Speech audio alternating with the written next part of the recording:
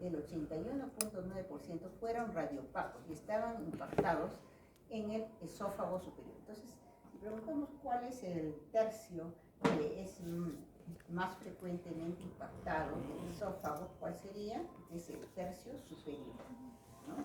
Y todos los objetos son radioopacos, o sea, que se pueden mirar con rayos X en una placa, no, porque ahí dice que solo el 81.9% eran radioopacos, o sea, casi hay un 20% que no se ven. Existen, pero no se ven, porque no son radioopacos, ¿no? Por encima de la clavícula, 60.4%. Solo el 10% de los objetos fueron detectados por tomografía computarizada. Y la mayoría de estos casos, 79.9%, se recuperaron utilizando un broncoscopio.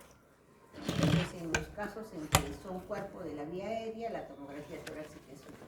Se necesitó intervención en el 78.5% de los casos, principalmente a través de la extracción endoscópica en el 76.5% de casos.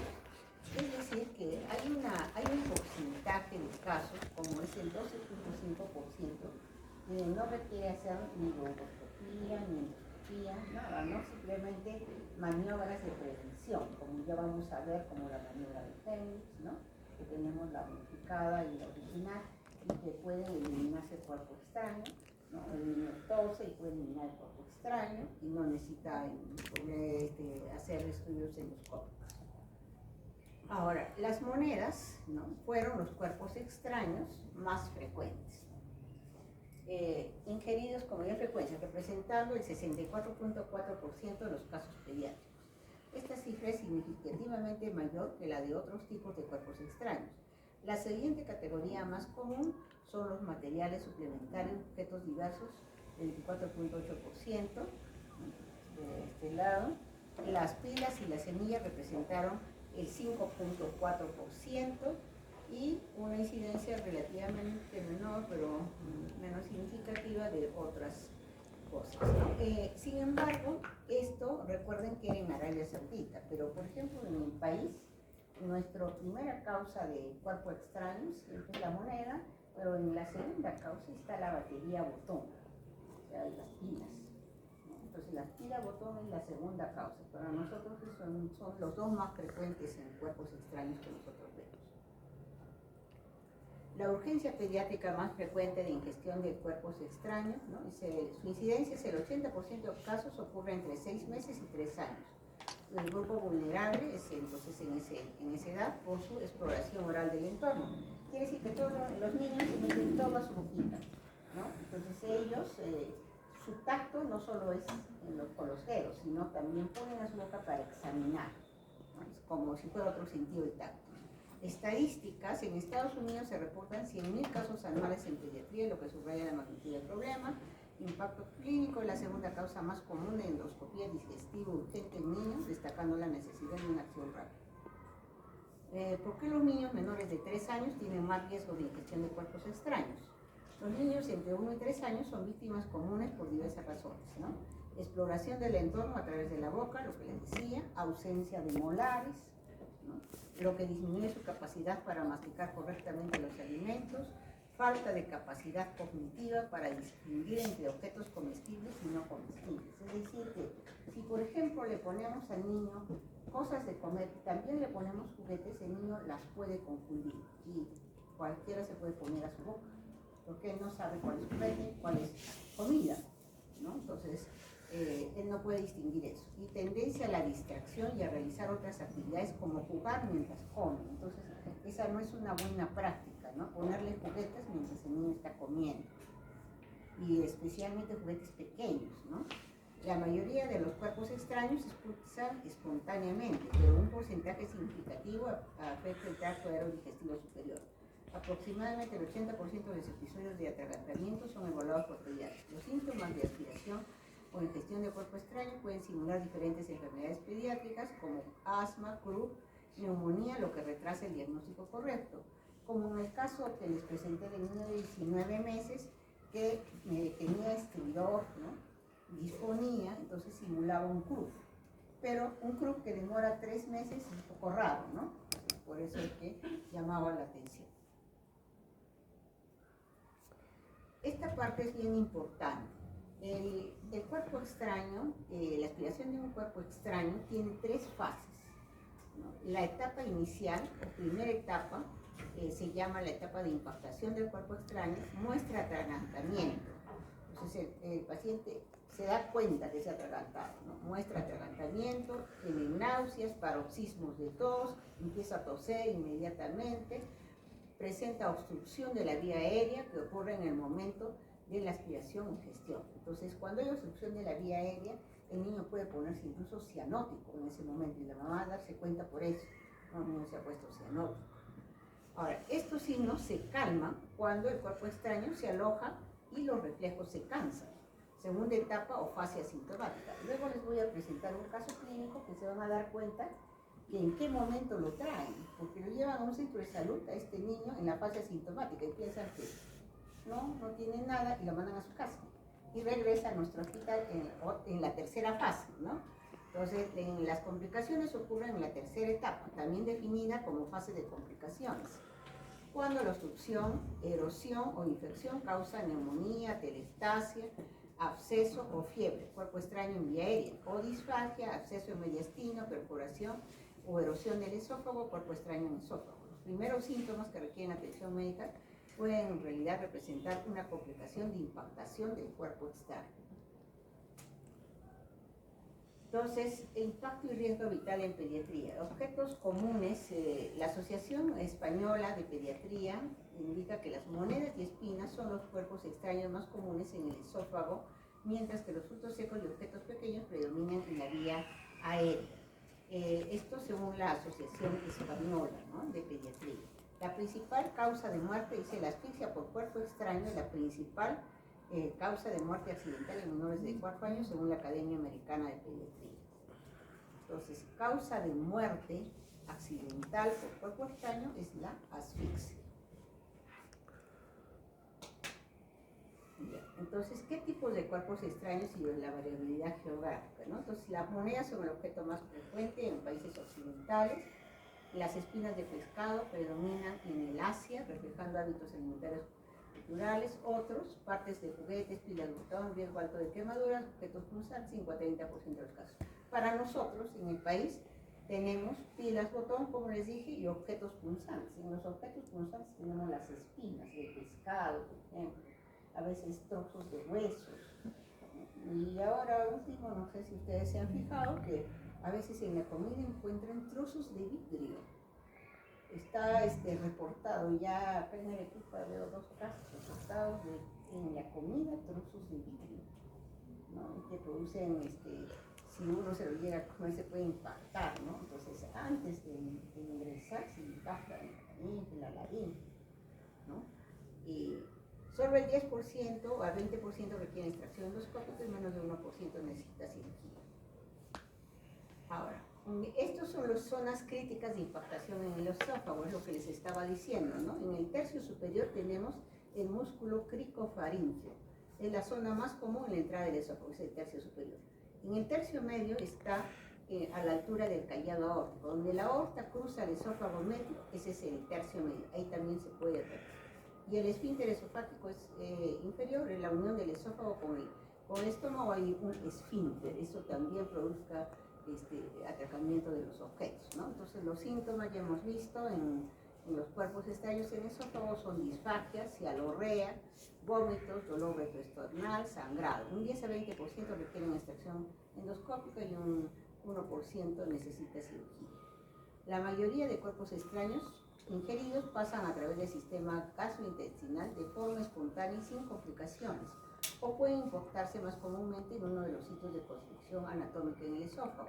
Por ejemplo, ¿no? Vimos un caso de un niño, por ejemplo, que se había ingerido, era un niño que tenía síndrome de Down, tenía retardo mental, ya era un niño grande de unos 5 años y tenía clavos. Y de suerte los clavos nunca se impactaron en el esófago, nadie se dio cuenta. Entonces el niño vino pues porque tenía una complicación, no hacía deposiciones, tenía dolor abdominal y vomitaba, o sea, como un cuadro de obstrucción intestinal. Y como tal, le pedimos una placa simple de abdomen. Y para nuestra sorpresa, el paciente tenía clavos en suerte para él, cuando se retiraron los clavos, no habían perforado el intestino. Ya los tenía alojados ahí tiempo, porque había varios clavos. Entonces, el objeto también puede pasar al intestino, y lo que hay que esperar es que lo elimine. Cuando se puede, cuando no, como en el caso de los clavos, había que extraer quirúrgicamente. El sitio más común de impactación es el esófago superior a nivel del músculo faríngeo, lo que representa el 75% de casos de impactación del cuerpo extraño. Con menor frecuencia, los objetos pueden impactarse en el esófago medio a nivel aórtico o el bronquio izquierdo, o en el esófago inferior en la unión gastroesofágica. Los cuerpos extraños que van más allá de la unión gastroesofágica generalmente pasan a través del tracto digestivo sin complicaciones. En menos del 10% de los casos, los cuerpos extraños pueden impactar dentro de los intestinos, ¿no? La impactación de un cuerpo extraño puede provocar complicaciones como abrasiones de la mucosa gastrointestinal, sangrado, obstrucción del tracto gástrico, perforación esofágica o gastrointestinal, mediastinitis secundaria, peritonitis, formación de abscesos, fístulas. La impactación puede ser una indicación de contundente para la extracción del cuerpo extraño.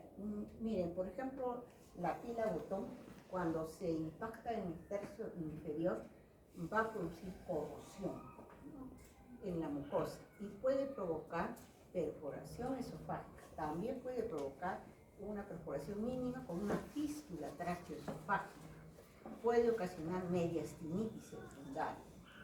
En el caso de que esté ya en el intestino, como en el caso de los clavos, y haya producido perforación, puede ocasionar peritonitis incluso, ¿no?, formación de abscesos. Entonces, en el diagnóstico clínico, ¿cuándo sospechar y qué pruebas realizar? Entonces, en la historia clínica, lo más importante es el antecedente de la ingestión o atragantamiento, que es fundamental para la sospecha inicial. Pero ojalá que todos los pacientes nos dijeran esto. El problema está que a veces los padres no están presentes en el momento que sucedió este problema. Puede estar presente otro familiar que no se dio cuenta, u otro niño simplemente que no se dio cuenta de que había sucedido este problema.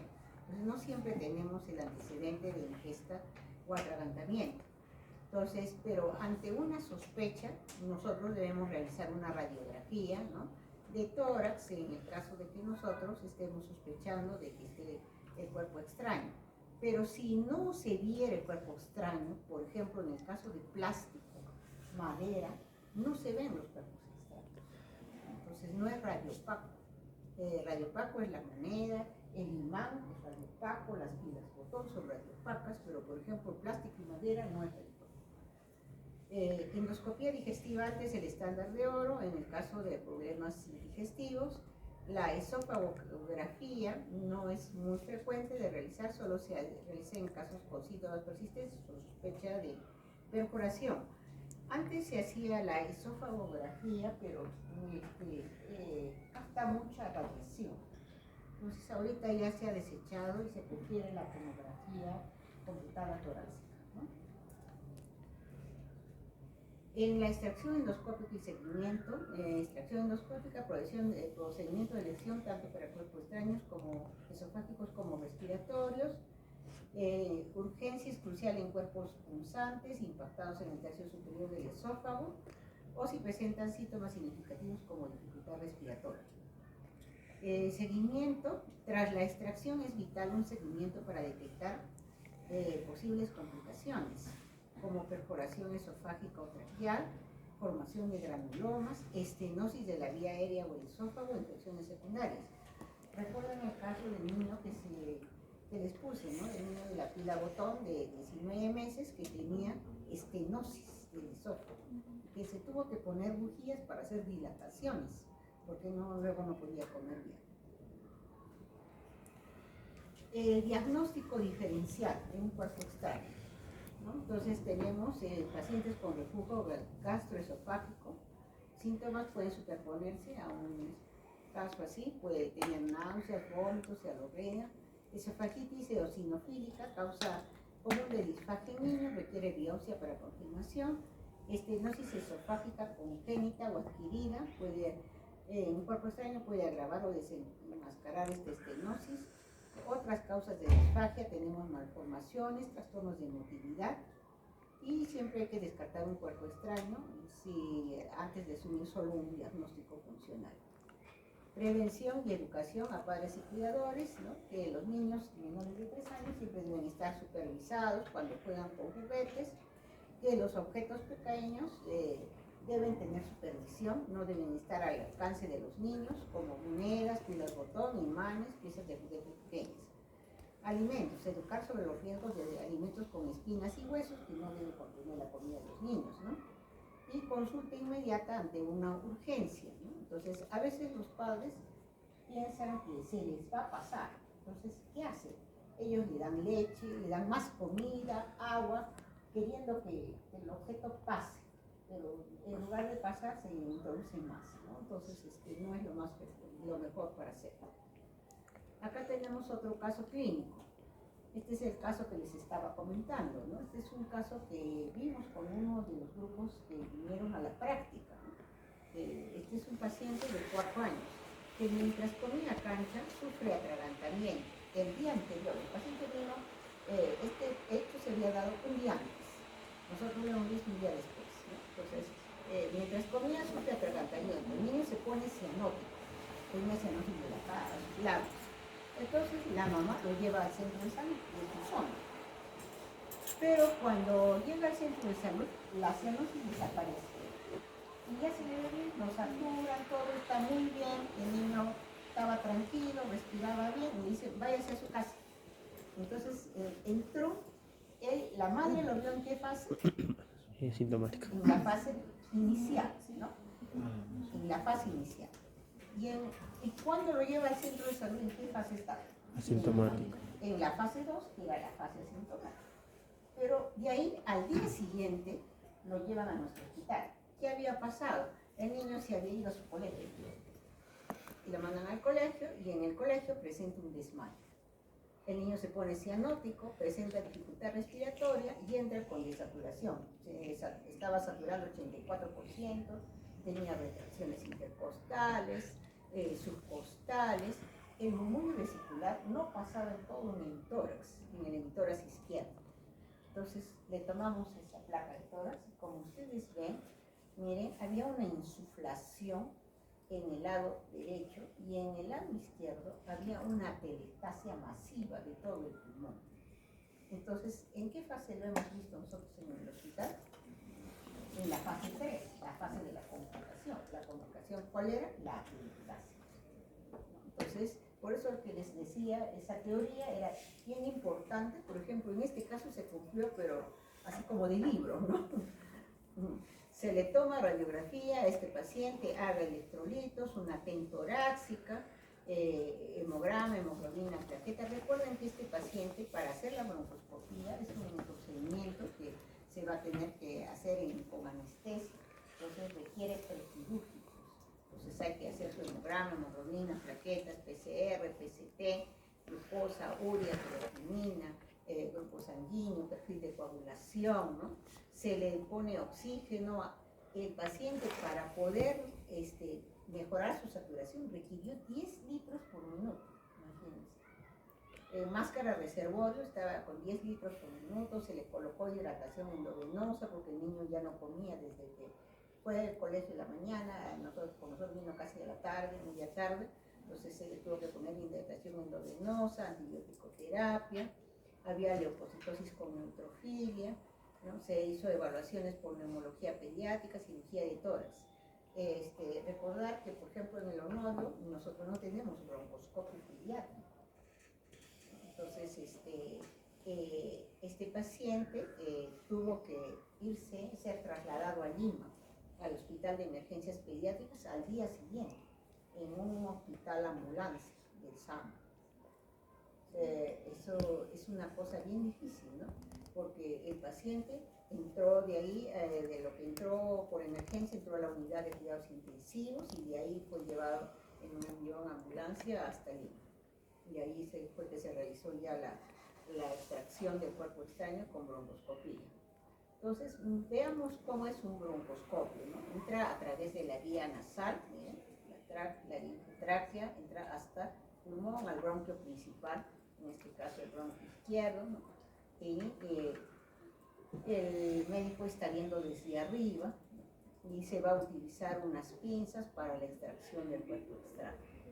Entonces, veamos este artículo que indica cómo es la extracción del cuerpo extraño en vía aérea. Generalmente el broncoscopio que se utiliza no es un broncoscopio rígido, sino un broncoscopio flexible en el caso de los niños. El objetivo fue evaluar el éxito de la broncoscopía flexible en la extracción de cuerpos extraños en niños. Se analizaron retrospectivamente los datos de niños inmunizados para aspiración de cuerpo extraño en el Departamento B de Enfermedades Respiratorias Pediátricas de este hospital, Mami en Túnez, entre enero del 2012 y diciembre del 2022, 10 años. ¿No? La extracción de VAR se realizó mediante broncoscopía flexible, mediante el uso de una mascarilla laringea o intubación. Resultado: de los 105 niños incluidos, se extrajo VAR mediante broncoscopía en el 94.3%. La edad media de los niños fue de 32 meses, ¿no? De 9, con un rango de 9 a 150 meses, con una proporción de sexos de 2 a 3, femenino y masculino. El cuerpo extraño fue orgánico en el 67% de los casos. En total, 37 niños se sometieron a broncoscopía rígida, que era el 35.2%. Broncoscopía flexible se realizó a través de máscara laringea en el 73%, tras la intubación en los demás. Se requirió cirugía torácica solo en 2 casos, que constituía el 1.9%. 4 lactantes expectoraron el VAR después del procedimiento, 3.8%. Solo 2 niños desarrollaron edema laríngeo con desaturación transitoria de oxígeno. Conclusión: la extracción del VAR mediante broncoscopio flexible es un procedimiento eficiente y seguro cuando lo realiza un equipo experimental. El uso de la máscara laringea ha facilitado el uso de un broncofibroscopio de mayor tamaño y inserción de las pinzas para retirar los cuerpos extraños, ¿no? Este es otro estudio en el cual ven el uso de la tomografía computada en niños con sospecha de cuerpo extraño residual en vía aérea tras broncoscopía. Entonces, recuerden de que la tomografía computada no es el estudio por sitio de elección. Cada vez que algo cosa no nos ha pedido una tomografía, pedimos primero una radiografía. La tomografía computada generalmente la pedimos cuando no se extrae el cuerpo extraño, en el caso de una replicación. Pero ya cuando, este es otro momento, cuando extrajeron el cuerpo extraño y toman una tomografía computada de control. ¿Por qué? Porque el paciente no estaba bien. O sea, le hicieron la broncoscopía, sin embargo, seguía teniendo síntomas. Ese es este caso, ¿no? Entonces, el propósito de nuestro estudio fue determinar si la tomografía computada proporciona información adicional en niños con sospecha de cuerpo extraño residual en vía aérea tras una broncoscopía. Se revisaron los hallazgos de tomografía computada y las historias clínicas de 9 pacientes, 5 niñas y 4 niños de 17.9 meses sometidos a tomografía computada entre el 99 y el 2007. La evaluación de la sospecha clínica de cuerpo extraño residual en la vía aérea tras una broncoscopía. Se evaluaron la localización y el patrón de obstrucción bronquial, así como anomalías parenquimatosas asociadas en la tomografía computada. Los hallazgos de la tomografía se compararon con los de una segunda broncoscopía en 5 pacientes. Los 4 pacientes restantes fueron seguidos clínicamente. La asociación entre los hallazgos de la tomografía computada y la broncoscopía segunda, mediante prueba de Fisi, se realizó y se encontraron que la tomografía computada de seguimiento después de broncoscopía en 3 pacientes para evaluar tos persistente o anomalías radiográficas para la presencia o ausencia de secuelas de vía aérea y parénquima pulmonar. ¿No? Resultados: la tomografía computada tras la broncoscopía en 9 mostró obstrucción bronquial en 8 pacientes con obstrucción bronquial focal completa en 3, difusa en 3, combinada en 2. Estas obstrucciones no se observaban en la radiografía de tórax. La tomografía computada reveló un enfisema unilateral o lobar en 6, atelectasia en 6, consolidación en 1. El paciente restante no mostró ninguna anomalía en la tomografía, ¿no? Una segunda broncoscopía, entonces a razón de que ya le hacen la tomografía y se ve que hay estas alteraciones, hacen una segunda broncoscopía. Y en este caso lo hacen en 5 pacientes, ¿no? Y confirman la obstrucción bronquial completa focal en casos de 3, ¿no? como fragmentos de cuerpo extraño retenidos. Es decir, que no se había eliminado todo el cuerpo extraño, sino que el cuerpo extraño se había fragmentado y habían quedado restos del cuerpo extraño. Y eso es lo que estaba provocando esto, que el paciente presentara tos persistente y que en la tomografía se vieran estas alteraciones, ¿no? Entonces, había también tejido de granulación, edema bronquial en un caso, o fragmentos de cuerpo extraño, tejido de granulación y tapón mucoso en otro. Se observó una asociación significativa entre los hallazgos de la tomografía computada del tipo de obstrucción bronquial y la lesión obstructiva intrabronquial en la segunda broncoscopía, con una probabilidad de 0.036. La conclusión, la tomografía computada tras la broncoscopía puede proporcionar información adicional sobre la presencia y el patrón de obstrucción bronquial en niños con sospecha de cuerpo extraño residual. Entonces, eso quiere decir, ¿se acuerdan que decía la teoría de que deberíamos hacer un seguimiento del paciente que se le extraje el cuerpo extraño? No tenemos que olvidar eso. O sea que una vez que sacamos el cuerpo extraño, ya nos olvidamos pacientes, no lo citamos, qué sé yo, se va de acá un mes, 2 meses, 3 meses, y no lo vemos, no es así. Debemos continuarnos viendo porque el paciente puede tener cuerpo extraño residual. ¿Cuáles son las particularidades anatómicas de la vía aérea pediátrica? Diámetro menor de la vía aérea, fácilmente obstruida por edema o moco. Recuerden que la tráquea es más pequeña y es más angosta, ¿no? La lengua grande con riesgo de desplazamiento posterior y obstrucción de la vía aérea. La laringe relativamente cefálica con un ángulo agudo entre la base de la lengua y la abertura glótica. Epiglotis corta y estrecha, en un ángulo más agudo con la tráquea. Inserción anterior inferior de las cuerdas vocales. Hemos visto cuerpos extraños, incluso clavados como son las espinas en las cuerdas vocales, ¿no? Laringe en forma de embudo, con su punto más estrecho por debajo de la cuerda vocal a la altura del cartílago filicoides no distensivo. Entonces, presentación clínica en vía aérea.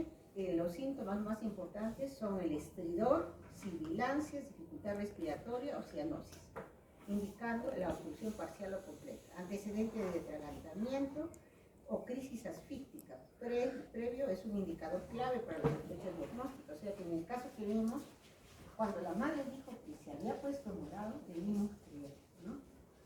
Y ahí mismo hacerle la placa y no mandar a su casa. Entonces, eso es muy importante como mensaje para todos ustedes que van a estar en centros de salud, ¿no? Cuando hagan su serum. Si la madre está diciendo que se atragantó, pues hay que hacerle la placa, ¿no? Hay que darle el crédito a la madre, ¿no? Y más si dijo que se había puesto cianótico. Diagnóstico por imagen. La radiografía de tórax puede ser normal hasta un 25% de las aspiraciones. Recomienda realizar en inspiración y expiración o en decúbito lateral para una mejor visualización del tratamiento aéreo. Diagnóstico diferencial. En el caso del cuerpo aéreo, del cuerpo extraño en vía aérea, tenemos infecciones respiratorias como bronquiolitis o CRUF, laringomalacia, anomalías vasculares, asma bronquial, y ya sabemos que las herramientas diagnósticas son la de primera línea, la radiografía de tórax simple, en segunda línea, en casos dudosos o con complicaciones, la tomografía computada de tórax, y que el procedimiento que se realiza es la broncoescopía flexible o rígida. En el manejo urgente de obstrucción de vía aérea en lactantes, ¿no? Evaluar la eficacia de la tos. Si el niño tose eficazmente o respira bien, no interferir, observar y animar a que siga tosiendo. Es decir, que nosotros no debemos decir, no tosas, entonces le damos agüita para que no siga tosiendo, no. Al contrario, decirle, sigue tosiendo, ¿no? Para que puede ser que elimine solo el cuerpo extraño con la tos, con el efecto de la tos. Si no eliminar el cuerpo extraño con la tos, entonces, y nosotros si estamos lejos de un centro de salud, podemos hacer los primeros auxilios, ¿no? Que es la maniobra de Henry modificada. En lactantes menores de 1 año con tos ineficaz, 5 golpes en la espalda y 5 compresiones torácicas. Ahorita vamos a ver la figura. Y activar emergencias inmediatamente, llamar emergencias, ¿no? Entonces acá tenemos la imagen de la maniobra de Henry modificada en lactantes. Golpe en la espalda, ¿no? Compresión torácica para aliviar la obstrucción de las vías respiratorias por cuerpos extraños en bebé. Los bebés expulsan cuerpos extraños invisibles. Los golpes en la espalda se administran colocando al niño, miren, sobre el brazo del reanimador, o sea, lo tenemos así. Y nuestra mano está hacia abajo, porque la cabeza tiene que estar abajo, ¿no? Para que pueda eliminar, más arriba que los brazos, ¿no? Entonces ahí en eso está bien, ¿no? En el brazo del reanimador, en el cúbito prono, con la cabeza baja, dando 5 golpes fuertes entre los omóplatos con la palma de la mano. Tras voltear cuidadosamente al bebé, se realizan las compresiones torácicas posteriores, colocando sobre los muslos del reanimador. Entonces ya el reanimador está sentado, ¿no? Entonces se coloca al niño también siempre con la cabeza hacia abajo, ¿no? Y dando 5 compresiones rápidas hacia abajo con 2 dedos sobre la mitad inferior del esternón. Estos pasos se repiten hasta que se expulse el cuerpo extraño o se haga visible y puede extraerse mediante maniobra de elevación de la lengua y la mandíbula. Si no se eliminara, se debe hacer respiración artificial antes de volverlo a integrar. Y como les digo, no solo me están haciendo esto, sino que ya han llamado a emergencias, ¿no? En el caso de un niño ya mayor, que está caminando, ¿no? Ya es un niño mayor, entonces ahí se hace la maniobra de Hemmings. En un niño consciente, en este caso, ¿no? Estas compresiones se realizan en posición de pie, rodeándolo por detrás y colocando el pulgar de un puño entre el ombligo y la apófisis sifoides, ¿no? Entonces, vemos ombligo, apófisis sifoides. Entonces, ahí vamos a colocar el pulgar, dice, de un puño, sujetando el puño con la otra mano. Entonces, vamos a colocar ahí, hasta que el cuerpo extraño expulsado se hace visible y puede retirarse mediante maniobra de elevación de lengua y mandíbula. En el caso de que el niño, por ejemplo, esté inconsciente, se ha desmayado, entonces hacemos compresiones abdominales para extracción del cuerpo extraño en posición acostada, ¿no? Ahí están viendo también la apófisis sifoides y la compresión abdominal. Determinar el sitio de obstrucción es importante para manejar el problema. La ubicación del cuerpo extraño depende de sus características y también de la posición de la persona en el momento de la expiración. Determinar el sitio de la obstrucción es importante para manejar el problema. La laringe y la tráquea tienen prevalencia más baja, excepto en niños menores de 1 año.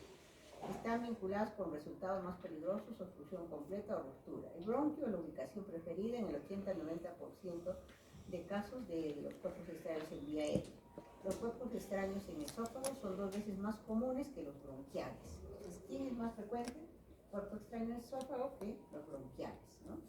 Aunque la mayoría de estos migran al estómago y no requieren extracción endoscópica. El diagnóstico de cuerpo extraño se realiza siguiendo los pasos tradicionales, con énfasis en la historia, hallazgos radiológicos, con estándares objetivos para la recuperación del cuerpo extraño. El tratamiento de elección es la extracción endoscópica. La endoscopía debe realizarse siempre que haya personal capacitado, ¿no? El retraso de extracción del cuerpo extraño es perjudicial para el paciente. La comunicación con el endoscopista y el anestesiólogo es esencial antes del procedimiento para establecer el plan de acción, ¿no? La extracción de un cuerpo extraño laringio. Es importante realizar la extracción bajo anestesia general, que puede realizarse mediante una sonda nasofaringea con la punta en la hipofaringe para mantener la anestesia y la oxigenación. El laringoscopio se coloca en la esquina, se visualiza, ¿no?, el cuerpo extraño en la laringe y se extrae con pinzas adecuadas. Este es el caso, por ejemplo, de una espina. Tras la extracción se debe realizar una evaluación adicional de la laringe y una broncoscopia rígida para descartar cuerpos extraños en vía aérea, o sea, que hubiera pasado otro a la vía aérea. Extracción de cuerpos extraños tráqueo-bronquiales. Se realiza una laringoscopia y se inserta el broncoscopio en la vena cava inferior con ventilación continua a través de él en un paciente con bronquio cefálico. Primero se realiza el bronquio libre y a continuación se coloca el broncoscopio inmediatamente por encima del bronquio, aspirando suavemente las secreciones y manteniendo al paciente con 100% de oxígeno.